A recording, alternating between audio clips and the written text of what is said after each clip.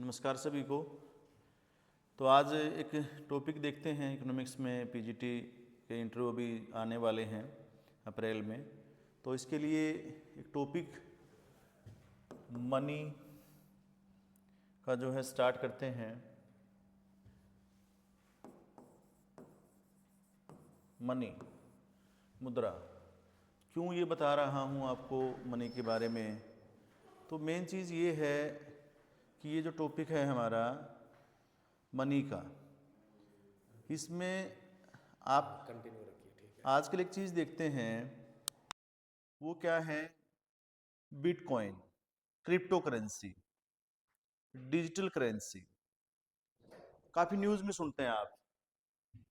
भारत सरकार ने बजट में क्रिप्टो करेंसी पर 30% का टैक्स भी लगाया कि अगर उसमें लेन देन हुआ तो 30% का टैक्स होगा। बहुत सारे लोग क्रिप्टो में लेन देन करते हैं, शेयर बाजार में ट्रेडिंग करते हैं, तो पूछ लेगा कि मनी क्या है। और आजकल क्रिप्टो करेंसी आई हुई है या डिजिटल करेंसी आई हुई है, वो क्या है? तो बेसिकली तो मनी का ओरिजिन कहाँ से हुआ? पहले आप देखते थे कि सारा का सारा काम हमारा बार्टर सिस्टम में होता था।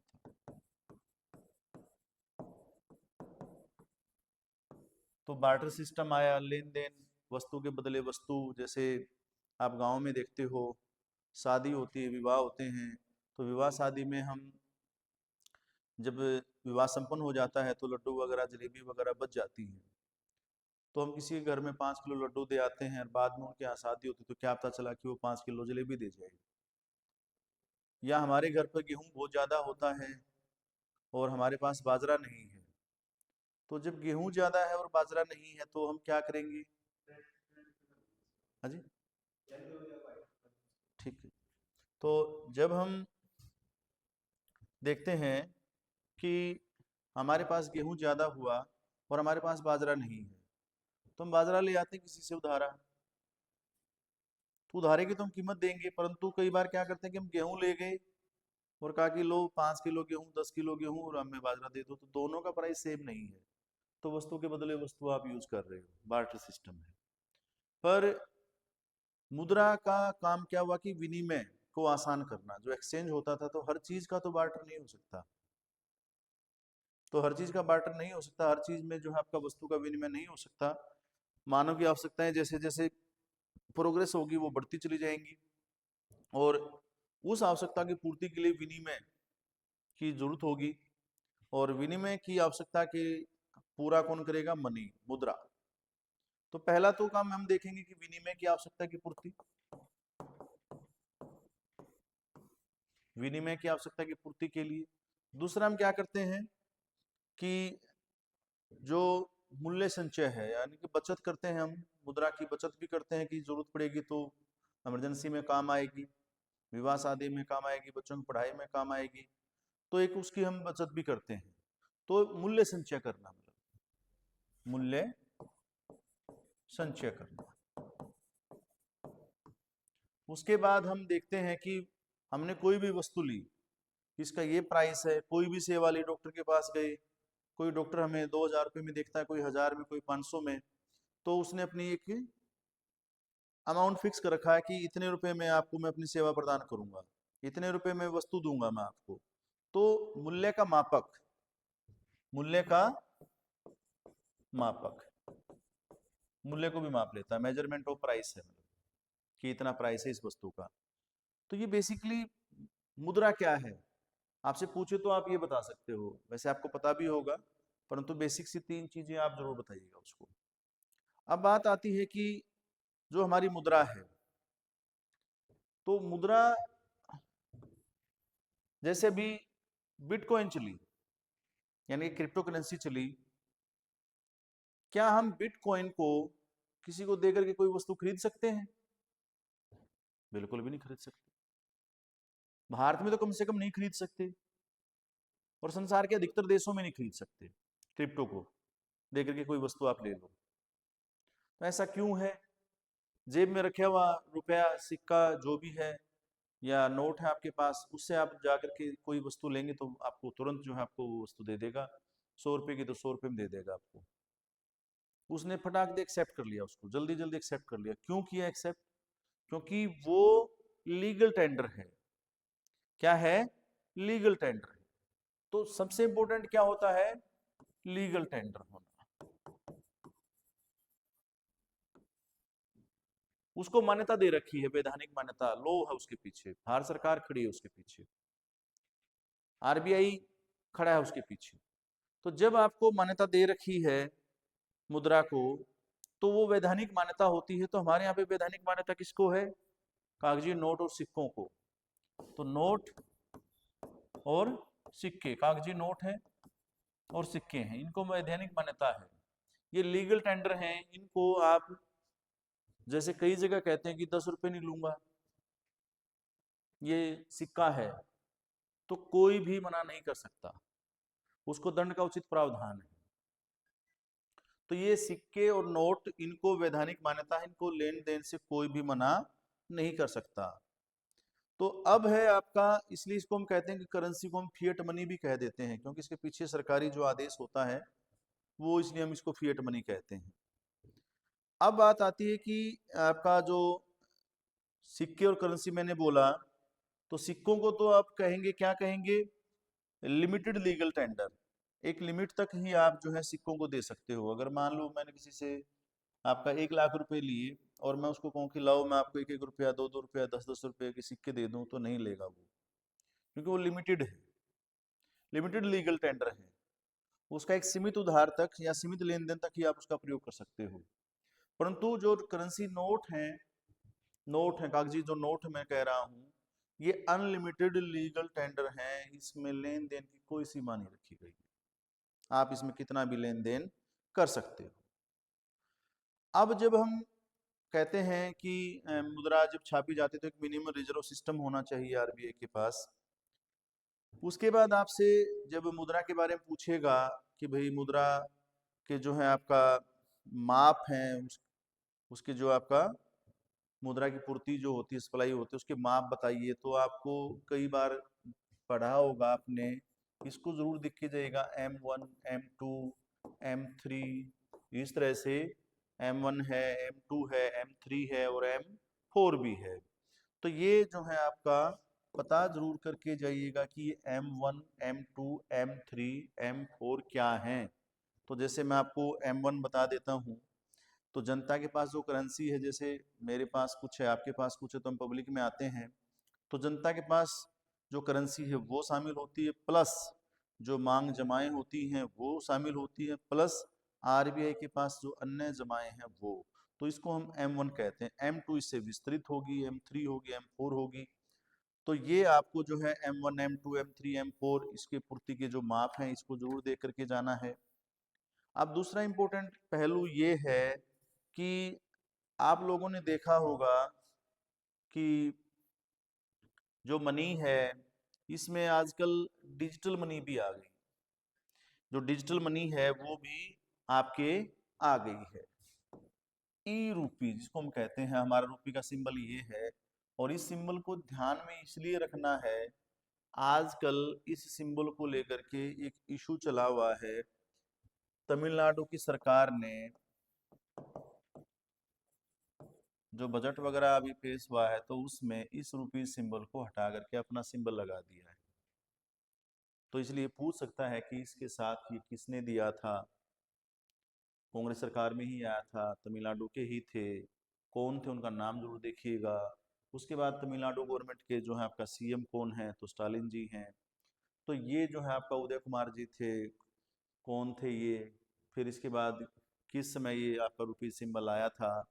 फिर ये तमिलनाडु है तो इसके सीएम कौन है, मैंने बता दिया। तो इस विवाद को जरूर ध्यान में रखना है, वो पूछ सकता है। इसका आपको ये भी पूछ सकता है कि इसका ये हटाया है, क्या सही किया गलत किया? तो आपको कहना कि बिल्कुल गलत है। भारत के जो प्रतीक हैं उनको अगर आप हटा रहे हैं तो ये आपका अच्छा नहीं है देश की एकता अखंडता के लिए। सरकार के जो प्रतीक हैं ये हमारे भारत के प्रतीक हैं, भारत राष्ट्र के प्रतीक हैं, और राष्ट्र के प्रतीकों को जो है आपका किसी भी सरकार को हटाने की परमिशन नहीं है। तो राज्य सरकार इसको जो है हटा नहीं सकती। तो ये सही नहीं है। ये जो भारतीय संघ है जो भारतीय आपका संघ है, फेडरल सिस्टम है, उसके लिए ये सही नहीं है। तो आप ये बता सकते हो। अब बात ये आती है कि ई रूपी का मैंने बताया कि इलेक्ट्रॉनिक्स रूपी आ गया, इसको जारी कौन करता है? तो आपको सबको ही पता है कि आरबीआई। अब आपको कि क्या ये लीगल टेंडर है? तो बिल्कुल है। आरबीआई का ये जो जारी किया हुआ है ये आपका लीगल टेंडर है। आपको बता देना है कि 1934 में आरबीआई एक्ट आया था, आरबीआई एक्ट 1934 1934। तो ये जो है आपका 1934 है। और सेक्शन आपको बता देना है कि जो सेक्शन है आपका वो 26 है। तो सेक्शन 26 आरबीआई एक्ट 1934 के अनुसार ये एक लीगल टेंडर है, लीगल टेंडर है। अब बात आती है कि ये जो है आपका, इसका नाम भी है क्या कुछ? CBDC, CBDC. सेंट्रल, सी से आपका सेंट्रल, बी से बैंक, डी से डिजिटल और सी से currency. Central bank, central bank digital currency. तो ये आपका सीबीडीसी है। आपसे पूछ सकता है कि सीबीडीसी क्या है, तो आप बताएंगे कि डिजिटल करेंसी जो सेंट्रल बैंक के द्वारा इशू की गई है। और सेंट्रल बैंक आप सबको ही पता है हमारा आरबीआई है। और आरबीआई एक्ट 1934 के सेक्शन 26 के अनुसार इसको जो है लीगल टेंडर घोषित किया गया है। अब दूसरा है आपका कि आप देखते भी होंगे और आप यूज भी करते होंगे कि भाई आपका जो ई रूपी है, इसको तो आपको सबको ही पता चल गया कि डी से डिजिटल, ये डिजिटल फॉर्म है। रुपये की कैसी फॉर्म है? डिजिटल फॉर्म है। आभासी मुद्रा जिसको हम कहते हैं वो फॉर्म है इसकी। तो आप ये कहें कि ये फिर यूपीआई से क्या मतलब मिलता जुलता है, तो आप कहेंगे कि नहीं जी, यूपीआई से थोड़ा अलग है। यूपीआई पेमेंट का मेथड है। यूपीआई जो है आपका क्या है, इसके द्वारा हम पेमेंट करते हैं। कोई लेन देन होता है तो आप कहते हैं कि अपनी यूपीआई आईडी भेज दे, तुझे पैसे ट्रांसफर कर दूंगा। या आपकी भी होती है आपका phone number @YBL IBL AXL कुछ करके ऐसा लिखा होता है, तो वो आपकी आपका यूनिफाइड पेमेंट इंटरफेरेंस एक आईडी बन जाती है। तो यूनिफाइड पेमेंट इंटरफेरेंस की एक आईडी बन गई, उसके द्वारा आप पेमेंट करते हो, यूपीआई आपका पेमेंट हो गई जी। ये पेमेंट का एक मेथड है। और ये आपका डिजिटल फॉर्म है आपका करेंसी की। करेंसी की क्या है? ये डिजिटल फॉर्म है। अब दूसरा आप एक चीज लगातार सुनते हैं कि भाई crypto currency, crypto, crypto currency क्या है और ये क्यों चर्चा में है? तो पहली बात तो क्रिप्टो करेंसी भी एक आपका इलेक्ट्रॉनिक करेंसी है, ई करेंसी है। अब ये काम कैसे करती है? ब्लॉकचेन तकनीक है।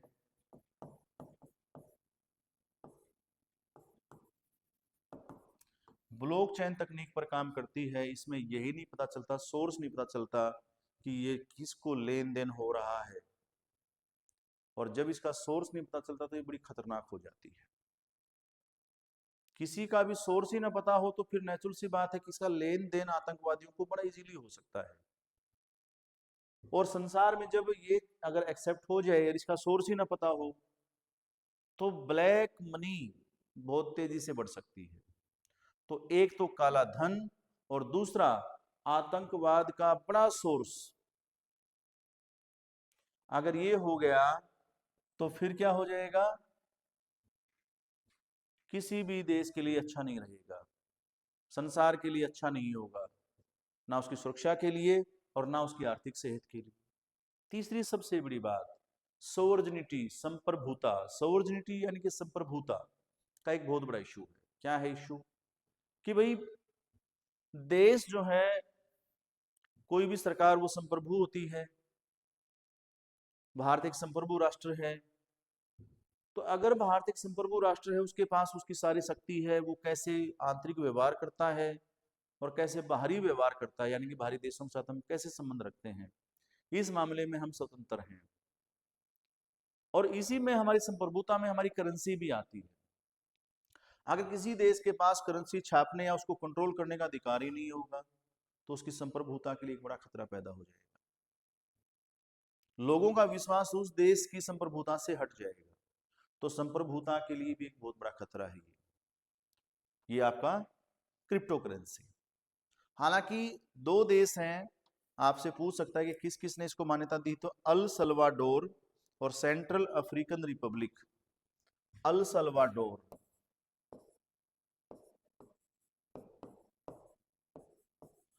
सेंट्रल अमेरिकी देश है अल सल्वाडोर। अमेरिका का है, मध्य अमेरिका वाला, उत्तर और दक्षिण अमेरिका के बीच में भाग है। सेंट्रल आपका जो अमेरिका है वो, इसने मान्यता दी है। और एक जो है सेंट्रल अफ्रीकन रिपब्लिक, अफ्रीका महाद्वीप का है, central African Republic, central African Republic, इसने मान्यता दी है। तो दो ही देश हैं जिन्होंने मान्यता दी है। भारत सरकार ने इसको मान्यता नहीं दी है। हालांकि क्रिप्टो करेंसी का अगर हस्तांतरण आप करते हो तो उस पर 30% का टैक्स का लेन देन आपका भारत में बजट में घोषित किया गया था। तो इस चीज का आपको ध्यान रखना है।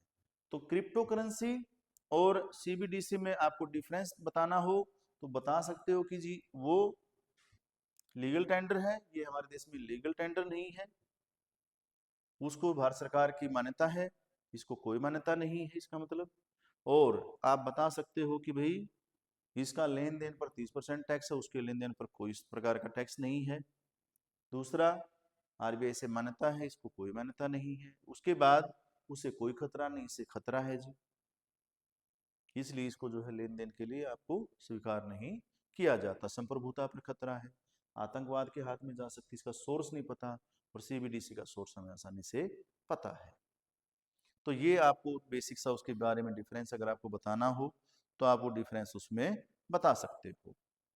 दूसरा, आपसे पूछ ले कि भाई अब तक नॉर्मल बता देता हूँ, इससे हट करके है कि कितने हजार रुपए तक का नोट अभी तक आरबीआई ने अधिकतम से अधिकतम छापा है। तो आप बता सकते हैं कि जी 1938 में 10,000 रुपये का नोट, कितने का, 10,000 का नोट जो है आरबीआई ने 1938 में छापा था। आज़ादी से पहले, हालांकि 1935 में बैंक बना हमारा और आज़ादी से पहले इसको छापा गया, और 1946 में आज़ादी से पहले इसको बंद भी कर दिया गया। हालांकि ये फिर से 54 में, 1946 में इसको डीमोनेटाइज कर दिया गया, और 1954 में 54 में फिर से इसको आपका प्रचलन में लाया गया, और फिर से इसको जो है 1978 में डीमोनेटाइज किया गया। तो डीमोनेटाइज नीचे है, स्टार्टिंग ये है, फिर डीमोनेटाइज है, ये स्टार्टिंग है, फिर ये डीमोनेटाइज है। 1938 में पहली बार आया, 46 में बंद, डिमोनेटाइजेशन, 54 में फिर से आया, 78 में फिर से डिमोनेटाइज कर दिया गया। तो 10,000 रुपये तक का सर्वाधिक आपका मुद्रा का जो वैल्यू का नोट था वो छापा गया है। तो आप दो चीज जरूर ध्यान रखिएगा, मैंने इसलिए आपको बताया, एक क्रिप्टो करेंसी और एक जो है सीबीडीसी वाला जो मैंने आपको बताया।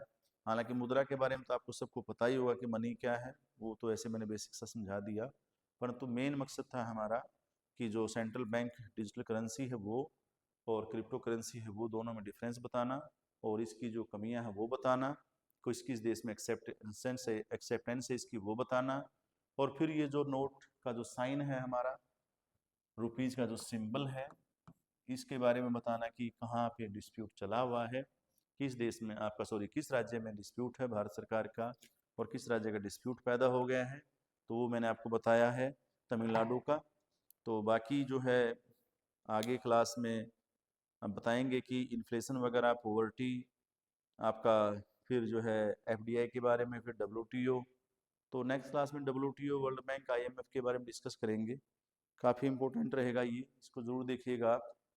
तो चाणक्य कोचिंग सेंटर को जो है आप सब्सक्राइब जरूर कीजिएगा, अधिक से अधिक बच्चों को बताइए, और बिना पर्ची बिना खर्ची की जो मुहिम है हरियाणा सरकार की उसको सफल बनाइए, क्योंकि जब ज़्यादा से ज़्यादा इसका प्रचार होगा तो ज़्यादा से ज़्यादा बच्चे इसका लाभ उठा पाएंगे, और ज़्यादा से ज़्यादा ईमानदार बच्चे, जब मेहनती बच्चे जब प्रशासन में आएंगे तो ही जा करके हम जो हमारी पीढ़ी है उसका भला कर पाएंगे, तो ही हरियाणा को हम जो है आपका वास्तव में नंबर 1 बना पाएंगे, जिसको सरकार कह रही है कि नॉन स्टॉप हरियाणा। तो नॉन स्टॉप हरियाणा की पहली शर्त है ईमानदार प्रशासन, और ईमानदार प्रशासन की पहल सरकार ने की है बिना पर्ची बिना खर्ची के द्वारा। और बिना पर्ची बिना खर्ची वाले बाबा खट्टर और बाबा नायब सिंह सैनी जी, इनका जितना आभार व्यक्त किया जाए उतना ही कम है। इन्होंने हरियाणा में बिना पर्ची बिना खर्ची की एक मुहिम में क्रांति सी ला दी है, बच्चे पढ़ रहे हैं, लाइब्रेरियाँ भरी रहती हैं, और जो है आपका हरियाणा का नॉन स्टॉप विकास जारी है। बिना खर्ची बाबा।